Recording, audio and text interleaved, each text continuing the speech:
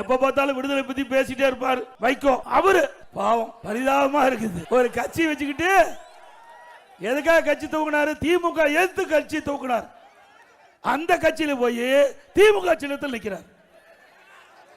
அப்ப எதுக்கு கட்சி தனியா தேவை? இன்றைக்கு விடுதலை புலிகளுடைய தலைவர் பிரபாகரன் தாயார் மருத்துவ சிகிச்சைக்காக சென்னைக்கு வர்றாங்க. அப்ப திரு கருணாநிதி அவர்களை காங்கிரஸை திருப்திப்படுத்துறதுக்கு அவர் விமானத்திலிருந்து இறங்காம திருப்பி அனுப்பிச்சிட்டாங்க. அப்பொழுது வைகோ பேட்டி கொடுக்கிறாரு, கலைஞர் கருணாநிதியின் இந்த எண்ண துரோகம் வரலாற்றில் என்றுமே மன்னிக்க முடியாது, நெஞ்சம் கொதிக்கிறது, கண்ணீர் உறைந்து விட்டது அப்படின்னு வசனம் பேசுறார். இப்ப யாரோட கூட்டு?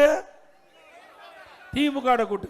மறுமலர்ச்சி திராவிட முன்னேற்ற கழகத்தினுடைய மூத்த ஒரு நிர்வாகி போய் திமுக கூட்டணி பேசி அந்த கூட்டணி உடன்பட்டு ஏற்பட்டு வெளியில இருப்பது அழுது கொண்டே சிரிக்கிறேன். என்ன அழுது கொண்டே சிரிக்கிறேன்னு சொல்லிட்டு வந்தார். அப்படி அந்த கூட்டணி அண்ணா திமுக கூட்டணி அப்படியா இருந்தது? எங்களுடைய கூட்டணி வலிமையான கூட்டணி என்பதற்கு உதாரணம், எங்க கூட்டணி தலைவர்கள் அண்ணா திமுக தலைமை கட்சி அலுவலகத்தை சந்தித்தோம். பாரதிய ஜனதா கட்சி, பாட்டாளி மக்கள் கட்சி, அம்மா மக்கள் முன்னேற்ற கழக கட்சி, எங்களுடைய கட்சியெல்லாம் தலைமை அலுவலகத்துக்கு வந்தாங்க, பேசணும். யார் யாருக்கு எத்தனை தொகுதி என்று இன்றைக்கு பேசி முடிவு செஞ்சு 2 மணி நேரத்தில் அண்ணா திமுக தலைமை அலுவலகத்தில் அறிவிக்கப்பட்டோம்.